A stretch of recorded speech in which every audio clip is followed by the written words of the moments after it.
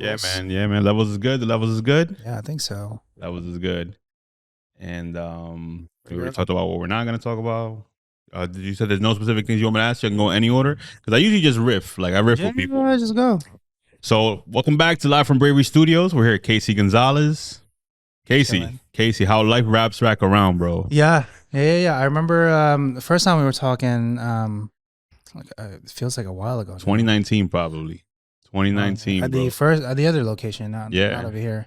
King Lex brought you to my door. Another person that King Lex introduced to me. Yeah. So we were at the time. The reason why I knew of you guys because we were renting the room from Lex to rehearse for my band, pretty much. I was like, yo, I know another homie. I think it was upstairs or downstairs. He was on the third floor. Gotcha. Yeah. I was like, yo, I'll go check him out, and then I hit you up, and then you saw your studio. But anyway, now you're here in Garfield.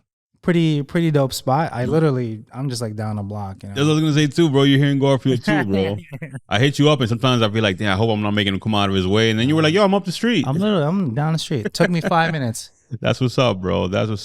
Cause yeah, when I met you, I was trying to get you as a producer, as a podcast producer, because Lex had told me you're a great engineer. Yeah. And I think it didn't work out mainly because of the schedule. You had a wacky schedule. I had a crazy, stupid schedule. Yeah. Your schedule was all over the place. I was like, I don't know if we can make it work. It's still a stupid schedule. Yeah. But then time went past, bro. Like 2 years, pandemic went past. I haven't spoken to you since 2019. Yeah. And then my cousin Rocky is posting a ramen spot. and my cousin, Rocky Rocky's a foodie. So all the great food spots, that's where Rocky's at. I take Rocky's word over Beethoven. Okay. Even though that doesn't make sense. Sure. Whatever it is. Whatever it is, bro. But, bro, your spot. You're the ramen king, bro. I am the ramen guy. You're the ramen god. I am the ramen guy. And it's hard because it's not like it's a niche product, too. It's just like, ramen blew up in the last couple of years. Yeah, but it's like to give you perspective, in Japan, if you were to go to Japan, there's a ramen shop akin to what we have like pizza shops here in Jersey. There's literally a pizza shop and an Italian joint every fucking way. You can't throw a rock without hitting one. Literally, you're just gonna hit it. Japan, so much it's like right next to each other. Right over here, it's not even there yet. It's like there's some spots, it's whatever. It's growing, but it's not in the same level. So right now, it's still very little of it. But I'm taking over. I don't want to say taking over, but I believe I have the best bowl in New Jersey. I really do think so. And I get it. People will probably hate on that. I've been to every New Jersey spot except for Kenya right now. They just opened in East Orange. Is it East Orange? West Orange? Whatever. That one. Yeah. But I know homies that have been to. They're like, yeah, you're gonna get disappointed. It's not. Wow. I was like, okay. Wow. I've also been to the top ones in the city. To compare it to my bowl, I'm that person. You're cocky. For good reason. I dig it. I just want to make sure my bowl compares to some of the top ones that I can compare to. That way I can keep on growing. Exactly. Because it's lonely at the top, like it really is. Like you have nowhere to kind of look to. And I'm not saying I'm kind of saying I am the top, but like I'm just saying I want to compare myself to somebody that's been doing it longer, has a dedicated fan base. I know it's great, and those are people in the city like Ippudo or Ichiran. There's Ikoboro right now. They just opened. So they were a Michelin restaurant in Japan just for ramen. They decided to open one here in the city. So now it's like all the rave. Oh, wow. So I have to go. I haven't been to that one yet. Let's hit it up, bro. Yeah, but I have to go. Let's hit it up. But how you called it? Are you Japanese? You have Japanese so here's the funny thing. I know my grandmother is Chinese or half mixed. I know my dad is full Spaniard. So I mix up the two, but I'm pretty sure there's also Japanese in there. Pretty sure. Somewhere in the ancestry, in the ancestral chain. So, we went to war and everybody's there-ish. I somewhere back there. Somewhere at some point. Somewhere back there. But why ramen? Like, what made you want to get into that, bro? Oh, so For can I give a little bit of background? He's also in a band too, and he's also a music engineer. Yeah, did that too. So you just said I'm gonna go from music to ramen. Yeah, well, so I've been cooking since I was 17. Got you. And that was like that's how I made money pretty much, right? And became exec at 27, but I went corporate way. Okay. Because one, it pays more. Two, you get benefits. If any other shop that you go to or any other restaurant that you go to, they don't give you any of that. They really don't. You're treated like shit. I even went Michelin route at some point, and it was okay, you know. And this was during the height of it, so like 2013, 14, like in a city, people were assholes, and now you see it specifically on social media and be like, yeah, you can't do that anymore. You treat employees like that, you know. Not with social media, but there's a forum to complain about everything. Mm-hmm. Yeah, you got to be nice to people. Mm-hmm. So it went there, but I've always cooked. Gotcha. And then my passion at the time, well, it's still my passion, was music. So I was doing music. So we did it for 10 years. We did pretty well actually before pandemic. We were opening for some people, quite heavy names. You know, we were almost playing in the city for quite a few, like almost to the big theaters. But just when COVID hit, obviously, everyone has a different story about it, but nobody could upkeep with the funds. I didn't have the stuff anymore. So now we lost the studio. We were in Clifton, right at the red light district, right at the back of the, you know where Brighton Studios is? No, I don't know. Okay. So anyway, it's right on Van Houten. It's right next to, Dingbat, I want to say. Oh, I know where Dingbat. Okay, so like it's 2 streets down. area of Clifton, yeah. There you go. So 2 streets down, you make a left. It's like it just looks like warehouses. Yeah. But there's 4 floors. I do know where that is. Yeah, I'm pretty sure you do know where it is. A lot of musicians go there. A lot of musicians rent the spaces there. We were there for the longest time. Yeah. And the studio that we specifically took over was My Chemical Romance's studio. What? Yeah. So like, it was just cool, but whatever. We had the biggest studio. Cool. It's Mike Ham, you know, another legendary New Jersey gang. No Gerald Way. Yeah. It's it's whatever. But during pandemic, we just couldn't keep it. None of us had funds, you know, obviously, so we had to shut it down. But then we were trying to make it work at some point when people were like, oh, we can go do shows now. Yeah, people were still not gonna pay, you know. No. And so we just got back. We just got back. Yeah. All right. So now I took 2.5 years out. It's still kind of iffy-ish, right? But I don't know. The guys, they definitely want to do it, but at the same time, I'm now focused on my own business, you know, which is the ramen thing. And you don't want brick and mortar. You're doing this from your house? I want brick and mortar. Oh, you do? Yeah, okay. I want brick and mortar. So to get to your point, why ramen? So in my career, the 20 years that I've been cooking, or even longer than that, I'm Filipino. We have a dish called sinigang, which is a sour soup. It's basically the best.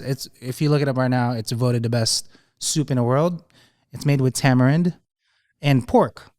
And I've always known how to make that broth. Like to make it clear, to make it milky looking, and it just clicked onto me. I want to say like 5 years ago. I've been making the Japanese version of it for the longest time, which is tonkotsu, which is the pork bones that's braised, and then you get this milky water looking thing, and that's your broth. I was like, oh my god, I've been making this my whole life, but just a different version of it. Yeah. So now I'm giving my spin into the ramen, but still giving the nods to the Japanese on how they do the ramen. But it's my own little thing. What are the differences between Japanese and Filipino ramen?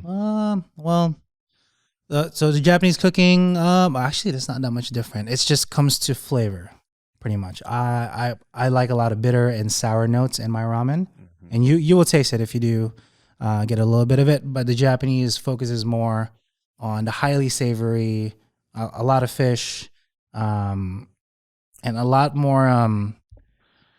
There's different like noodles and textures that they do that I do not particularly because not for your palate. Well, I just don't have the capacity. Oh, okay. So the way my business boomed was I've been working in Rutherford for about a year now.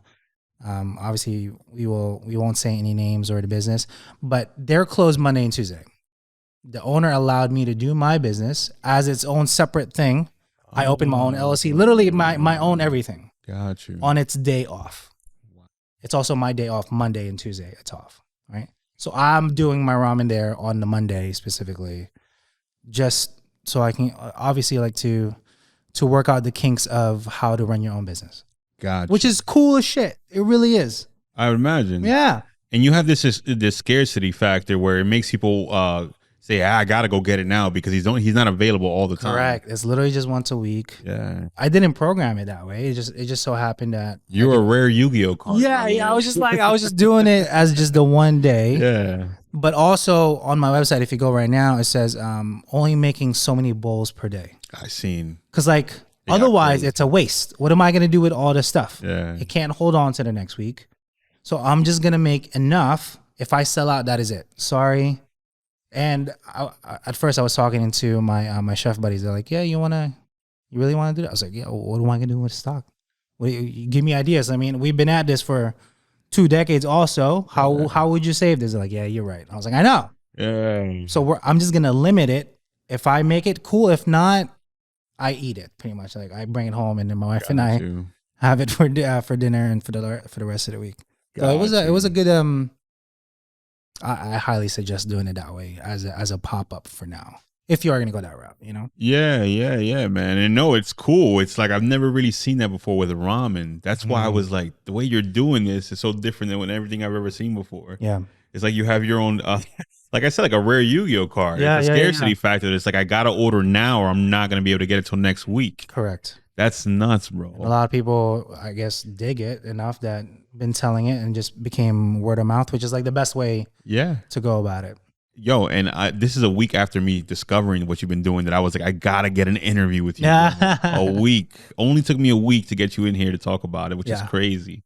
But how you call it? What was my next question gonna be? So you said you did want to move into brick and mortar eventually. I wanted to move into brick and mortar. So I had a goal when I opened a shop. It's called a Road to 1,000 Bowls. Okay. I've been doing this quite a long time. I know the 1,000 bowls, the net income of that will give me enough for at least like a down for the space that I'm looking for. Got you. Okay, so the most that I can get right now is like a loan is like 50,000. That's enough for the smallest kitchen that I can get with like I don't know like 10 chairs or some shit. Yeah, man. Right. But the whatever funds that I got from the ramen will float me enough for 3 months, and then I can adjust, which is more than I could. I think, in my opinion, I can make that work. What's the most orders you've gotten so far? Where you at? 1,000. I finished 1,000. You finally got it? I finished it this Tuesday. As yeah. As the location was closing, I just put it out. I was like, hey, listen, we're very close to it. There's some unforeseen circumstances right now. I have 140 bowls to sell. 139. I'll show you. Sold it all out.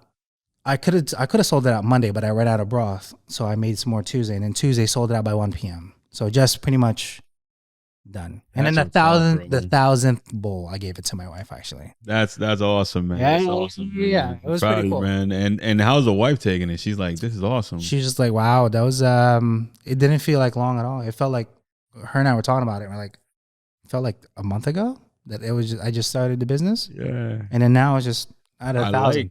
I like that you turned it into a campaign. I love that. Yeah, I love that because that's how you get people's attention. Like, oh, he's almost there. It's like running the circuit, or like Forrest Gump running across America. You're gonna make it cross country or whatnot. That's awesome, bro. What's the most you sold in a day? Well, Monday. That was almost 90 bowls. 90. And like, to give you perspective too, if you guys follow me on socials, like, I'm the only person there. Yeah. It's just me. Yeah. There's no help. Like, I need everyone to understand, like, the way my week works is just to function in that one day is I shop between the weeks. So like I take I go to to Home Depot, Restaurant Depot, or like local farmers market to get my produce. Yeah. Like on Friday. On Saturday, I go to H Mart to pick up my bones and all the other like soy sauces or whatever. And then I bring it to the restaurant and I prep it on Sunday in the morning between like 7 and 1, because obviously I still work at the restaurant. Yeah. Usually from 12 on, we prep for the restaurant, like my normal business. So I'm doing it in the off times is there. And then all the broth and the pork can sit overnight, and I want it that way because the flavors will meld a little better. Yeah.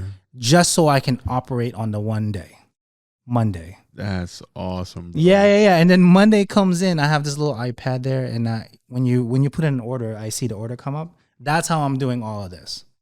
So like in the worst way possible, and as much as I can do it myself, I will do it because I don't want to pay somebody else for now because I don't know yet, you know. But now that I've done all the motions. I'm fully prepared for the next step, which is a brick and mortar. And what town are you looking in? I want Hackensack. Yeah. I want Hackensack so bad. Makes sense. Yeah, more commercial. Have you been to Hackensack lately? No, not in a while.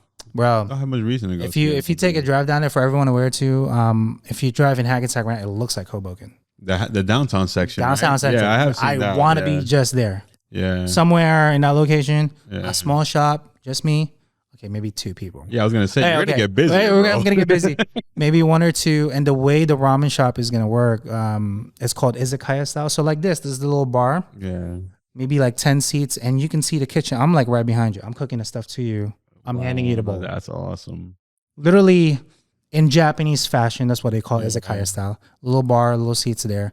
I'm cooking you the bowls, and then I'll have a little section, I don't know where, but for to go also, because my business is mostly gonna be for to go. Yeah. The hospital's right there. Yep. All the apartments are right there. Everybody wants to do to go anyway. Not a big deal. But if you want the experience of my bowl, you're gonna sit down and I'm gonna eat there. Yeah, 100%. I'm gonna eat there. 100%. I'm a podcast. You let me podcast in there? Oh yeah. Yeah, we're gonna. So I'm also gonna do it as a dual purpose because now it becomes my office. Yeah. I can shoot content into the kitchen. Exactly.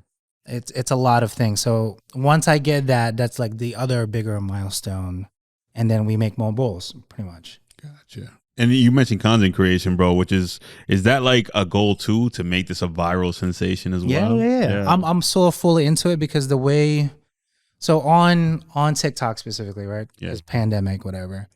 I was R&Ding my oil. It's called drama oil. If you go on TikTok right now, it's like the most viral thing in there.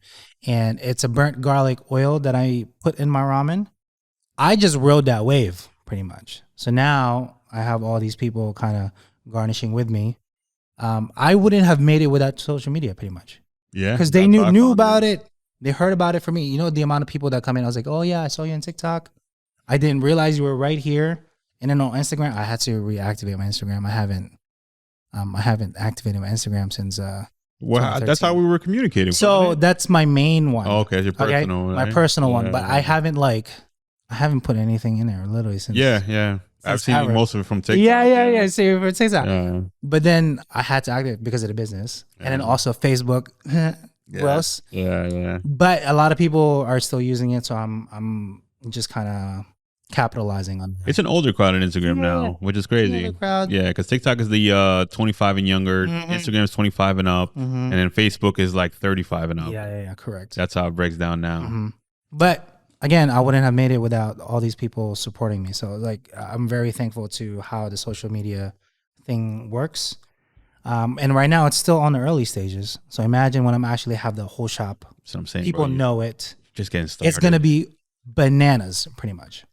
So yeah, that's you are just getting started. Just this is the rise, bro. Just getting started. This is the you watch anime? Of course I do. This is the training arc. Yeah. Yo, you're with Roshi. You carrying the water buckets. Yeah, the water buckets. You got the weights on in your forearm. Yeah, I'm also rocking the. That's right. Yo, that is the Roshi symbol. That is the Roshi symbol. Yeah. You're more of a fan than me, bro. I didn't even realize that. I would say that must be his family crest. Yeah. That's the Roshi crest. Totally off, bro. But that's cool, bro. Is that gonna be like? Can you make that a motif in your shop too? Which one? The anime, just in general. So have you thought about that? There's 2 shops in. I forget which town. It's in South Jersey. I want to say like Cherry Hill area. Yeah. I think it's Rai Ramen. When you go in there, it's like Naruto and Dragon Ball Z all on the walls. Yeah. You don't want to just be another one, right? And the ramen's okay. Yeah. But I'm not. I don't want. So when you have the bowl, it's very hard to explain because I'm going through it right now. There's quite a few comments because I'm leaving Google reviews, right? Yeah. There's a few of them specifically. They're like, oh, it's not salty enough or it's not savory enough. But like, I want to give this to you in perspective and for everybody else that's watching. My bowl, if you have it, it should be just salty enough. And I don't know if you know this, but like if you go to any ramen shops, they put over 2 to 3 ounces of soy sauce, which is super salty. Okay. We're talking like you know those little ramen packs? That's like normal to you, right? Yeah. You consume that, you think nothing of it, but that's over 2,000 milligrams of salt.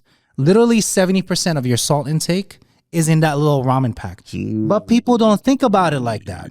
You're just consuming. To you, that's flavorful. To you, that's normal. To you, that's okay. But it's not. It's so much salt. So when you actually partake my bowl, you're going to taste the noodles the first time. You're going to taste the different components, the veggies, the egg. There's a taste to it. And then for you to experience the broth, you actually have to slurp it, and it's just salty enough. I don't want you to intake all of this salt because it's bad for you. I didn't even consider that. Yeah, nobody considers it, but I do. I'm really against that. So now I just had, again, we're not talking bad about other shops. I just had this other ramen spot in Woodridge. People can look it up. I'm not gonna say it. As soon as I partook, it was so salty. My cheeks kind of flared. Ooh. You know that feeling when it's like overly salty? Yeah, I've had like it makes you pucker up. Yeah. Kind of a thing. Yeah. I was just like, damn. I wanted to like it, but I didn't like it. So yeah. No, I didn't even consider. I you know what? It never even crossed my mind how salty ramen can be sometimes. Salty. Yeah. If you look at it right now, what's the Maruchan ramen, right? Everyone gets it. It's like 20 cents a pack. If you look in the back, 2,400 milligrams.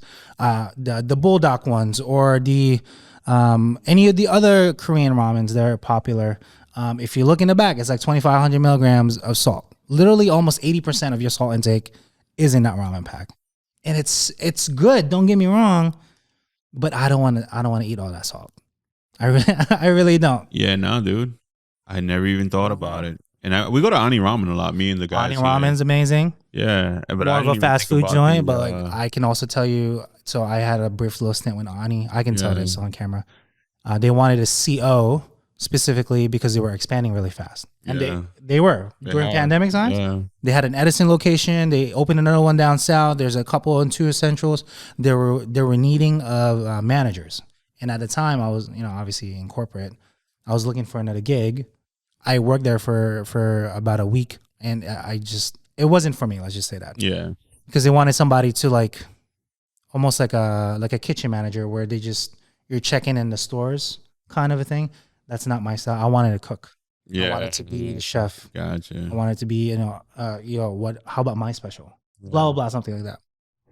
But they're using almost like 2 ounces of salt also, which is very... I would imagine they're more of a fast food thing. So very salty. Definitely. So I'm not.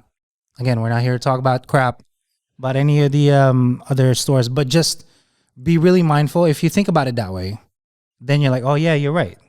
I never even considered. So I'm glad you brought it up. Yeah. Then the bowl becomes that should be the normal taste of the bowl. Gotcha. And it's flavorful enough and it's impactful enough that you're having an experience. Got you. Wow, man. Yeah. No, that's definitely something to watch out for. Yeah. And luckily, I haven't been there. I don't go for ramen that often, bro. Gotcha. Honestly, if you open up, I probably would, just to be out there. Mm-hmm. Give me a reason to go to Hackensack too. Yeah. But no, I never even stopped to think about. And that's something too, man. Because when something gets big in popularity, let's say like the Popeye's chicken sandwich. Remember how crazy that was for a little minute? It's still crazy. And I can't imagine. I think I finally looked it up. There was like so many layers of breading that it's like horrible. Like you're eating more bread than chicken. Correct. Right? Mm-hmm. But it was just the craze, the hype for it, that people just went and snatched it up. And now with the ramen craze, because I feel like ramen is getting huge right now. Yeah. Ramen shops. I don't think people are actually stopping to think about that stuff, bro. I'm really mindful against it because I don't want to, me personally, I don't want to intake that much salt. But also, I want to make sure that all the ingredients like harmonizes together. It's a very hard component to kind of give to somebody that is, if your normal is that little pack of ramen. Yeah. And that taste, that saltiness level, to you, that's normal. For me, that's not even, I won't even do that. No, it's like, nope, not even. And so much so, I took, I know this is like it's like a niche little product. We have these scales that you can buy. It's called a bricks. It's almost like a thermometer looking thing where you take some of your soup, you put it into the little sensor, and it tells you how much salt is in a broth.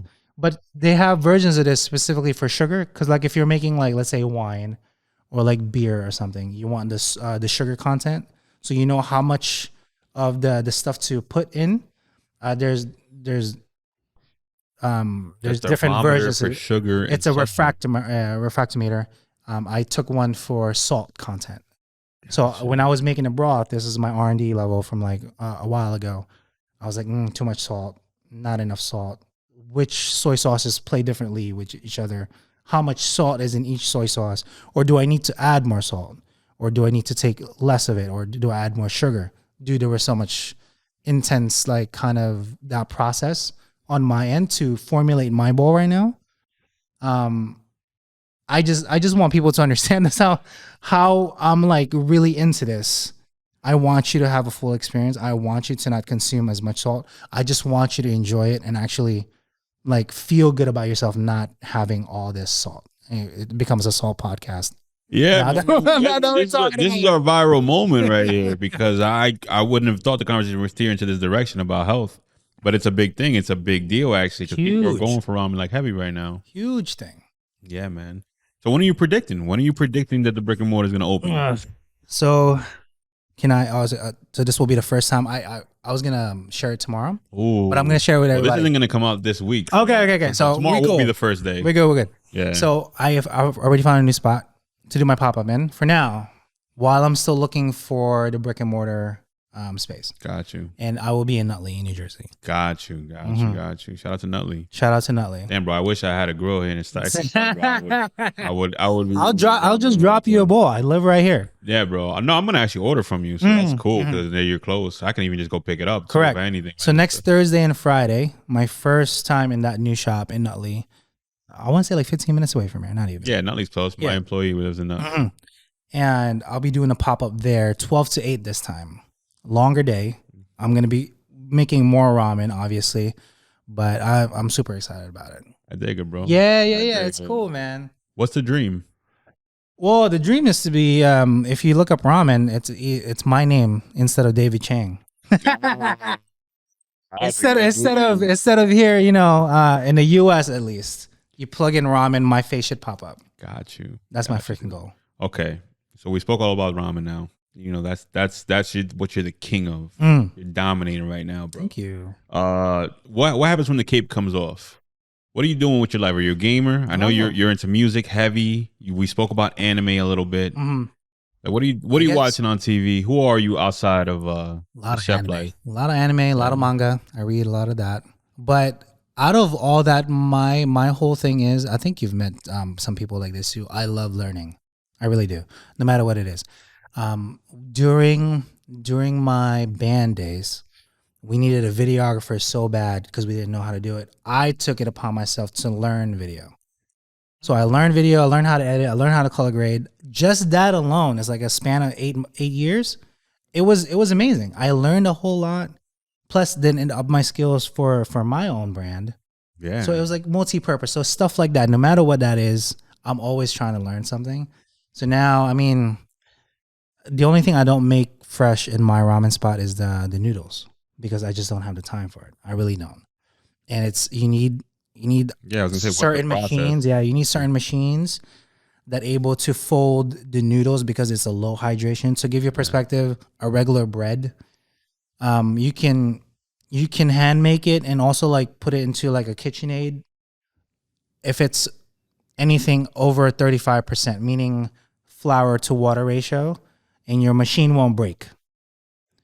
Noodles specifically for ramen. All above my I know. I have no idea. So anyway, that's bread, right? Or whatever pasta. Yeah, it's wheat, right? Noodles are made of wheat. The noodles specifically needs under 27%. You cannot hand knead this. You need, even the machines normally, it will start to break because it can't handle that low of a hydration. You need specialized machines that can fold these together harder with more horsepower. I just don't have that. Gotcha. Nor do I want to spend the money for it right now. Yeah. Or I don't think I want to anyway, because down the road, maybe 10 years. Or you said not even? Not even, because like, so I'm really big into costs. And if you're a business owner, especially for like a chef driven kind of thing, it's all about your bottom line, right? Yeah. To give you perspective, the noodles that I get specifically come from a company called Wismatech, and they are a West Coast company, especially more in like California, Hawaii. They have the best noodles in my opinion. They really did. And I did the same thing with the noodles. I bought every fucking noodle that I could think of, that I can get of, even in the city, trying these, I didn't find anything better than these noodles. And for cost purposes, Sun Noodle Company, they're the ones that all the ramen shops use, and they buy them at $35 a case. Right? Nobody can beat that price. It's already a good quality. It will always be, consistent in its price, consistent in its product. I'm also buying it at $35 a case, but it's an even higher quality than that. If I were to make it, or if I were to teach somebody to make it, so the machine that I'm thinking of is $10,000. That's not saying all the product that you're gonna use. I mean, in the long run, you save money, but like that's man hours that I don't want to spend into it. I can imagine that'd be your entire business. Correct. Yeah. Like why? Or I can just buy a high quality product at a decent price. Yeah. And I'm able to function everything else. No, yeah, that's definitely time over. Not even. This is just common sense. Actually, it's just common sense. Yeah. Nowadays, I even wouldn't. To the guys, even to the noodle guys, that stuff, man. Somebody else, somebody else can make it better than me. Why am I gonna try to make it? Yeah, exactly, exactly. Plus, at a fraction of the cost, $35. Really, all packaged, all contained, and it's perfect consistency, ready to go.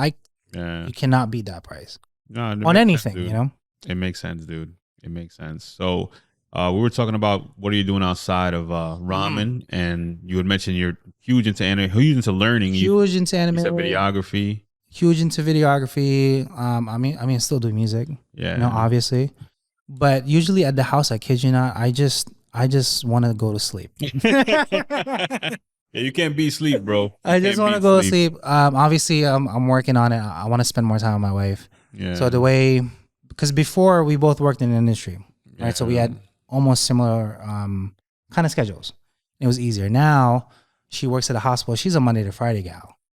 I'm a weekend dude, so I don't really see her pretty much, And even on my day off, I'm doing the ramen thing, which is sad and unfortunate. So I wanna get at least 1 or 2 days with her back on her days off. I can spend more time with my wife. That's my focus right now. Obviously, while still trying to run the business, but I want that more than anything. Yeah, it makes sense, dude. Yeah, absolutely. Yeah, I know it was like the working life, man. You spend so much time on your dream and on your craft that it's hard to make time for other things. Yeah. I know what it's like. But that is pretty much what I like to do. I like to eat. I try different things, obviously. Yeah. As a chef, you always want to. What are you into right now? What other foods outside of ramen are you? I'm really big into these vegan things now. Yeah. Vegans coming up, bro. Not specifically just trying to slander the vegans, but like how I can prepare produce to be as enticing as protein. So like if I can give you, you're a scientist, bro. If I can give you like so there's this dish, the Koreans have it, like the cold cucumber salad, right? Very popular in their end. Yeah. If I can make that more enticing to you than the pork that I serve, I win. And that's as a vegan. So if I can do that with my ramen somehow, somewhere down the road, I am formulating a vegan tare, which is the soy sauce component. I think I have that unlocked. I want to make a vegan stock. I know I'm saying this specifically for everybody. I want to make a vegan ramen so fucking good that you're not even going to blink twice, that you're going to order that instead of the regular ramen. Wow. Yeah, so this is going to take a while. Yeah, man. R&D. Hella R&D. R&D in this one. So that's what riles me out. It really like, how can I do this better? Or maybe this, kind of a thing. So I'm really into the whole vegan thing right now. I can dig it, bro. Is the band playing right now? The band isn't. I think it's just first of all, they have kids. Yeah, everyone's getting older. Everyone wants to spend more time with their kids. I get it. I'm the only one in the band that doesn't have kids. And Marcel are the guitar player. Yeah. Well, so it's tough, They obviously want to spend more time with their kids. Obviously, their schedules are usually on the weekends. I'm working on the weekends. I'm trying not to work on the weekends. And you're busy with so many things already. You mentioned already your weekly schedule, so I can imagine it's hard to make time for the band. Yeah. It was easier when I was corporate because I show up, I put in the hours, I leave. Yeah. You know. Now, as a business owner, this is how it makes or breaks me, pretty much. You know, just how I make the money. I'm not relying on somebody else. It's me. So it's tough. That's when it gets a little tough. Completely relate, bro. Completely relate. Mm-hmm. All right, brother. This has been awesome, bro. I learned a lot about ramen today, bro. Learn about salt. So learned a lot about salt. I wanna give a little more tidbit for everybody. The next time you eat a burger, or the next time you go out to anywhere, compare that to something that you cook at the house with less salt, and see how that makes you feel. So, like, let's say. The most popular burger joint that I know of is White Manna here in Hackensack. Yeah. Everybody knows it as a Jersey native. Know it. If you go to it, I can guarantee you the amount of salt in it is ridiculous. There's salt, there's cheese, and then they add more stuff to the top of it. You don't realize it, but it's a lot. Make a version of that at the house with just like a little pinch of salt and see how that makes you feel. See how your body actually talks to you. Yeah, I would imagine it'd be better at home, man. It's just... it's hard to trust these fast food joints. White Manna is a classic. It's a staple. It's a staple in Jersey for sure. But yeah, man, I don't know. On a night out, you're having fun with friends. You don't want to think too much about it. Yep. For sure. I get it. But I guess it's about more like how often you go or how often you're putting that in your body. There's also salt in drinks that people don't know about, right? It's just I'm very mindful when it comes to eating. Yeah, I don't want to intake so much stuff, but also like I want to enjoy myself. Of course. So half the time I get mad at the moderation, food. Yeah. Half the time I get mad at the food that I'm intaking because there's so much stuff in it. But at the same time, I'm enjoying myself because usually I'm with my wife. We're having a great time. She's having a blast. Yeah, that's all I care. It's moderation, man. If you're in White Manna every day, that's not good. Man. I'll mess you up. Yeah, it'll mess you up big time. Like I did the documentary, Super Size Me about McDonald's. The guy was eating Big Macs every day. What did you think was gonna happen? I don't need a documentary to tell me what's gonna happen to you if you eat Big Macs every day. Extra large, everything. Every day, super size. Extra fries, super size. You don't need a documentary to see that, to know that that's not gonna be good for you. But yeah, dude, moderation. Like I just recently got into cooking like a year ago. Yeah. And yeah, man, I taste the difference. I feel the difference. You feel it. Yeah, I feel healthier. You definitely feel it. Yeah. And I feel good. I feel like I'm in a meditative state when I'm like cooking and stuff like that, bro. Like I definitely feel good. So I get exactly what you're saying. I completely get it, man. It's a salt podcast, by the way, for everyone. Yeah, a salt cast. We're not talking about anything else. And no shade to White Manna. Yeah, no shade to any of these spots, man. Cause it's just whatever. Yeah, so I don't eat red meat anymore. For like a while now. Every once in a while I still do, but it's just, to me, it gives me my stomach just can't handle it for some reason. I'm also Asian, so I can't do dairy. Very known thing. I have lactate pills in my pocket at all times. Wow. Just in case. It's that bad, bro. Wow. I cannot with cheese. What was I gonna say? I did the 1 chip challenge a week ago and it was horrible. Yeah, I don't know why I did that to myself. Oof. Sorry. That's another one. Like, I know not this podcast, but like overly spicy food. Spicy to the point where they're trying to do it as a challenge. That's exactly, it's the internet hype. It hurts you, right? My chest. Yeah. Like your chest, you will palpitate. Your stomach, the inside of your lining, your stomach actually gets fucked up when you intake something. That's horrible. Yeah, but they don't tell you that, right? Nah. So I'll never do that again. I love spicy food. I really do eat spicy. I have a miso right now. It's called miso spicy. Thank you. Yeah, I appreciate it. Zero Tuesday. It's spicy enough.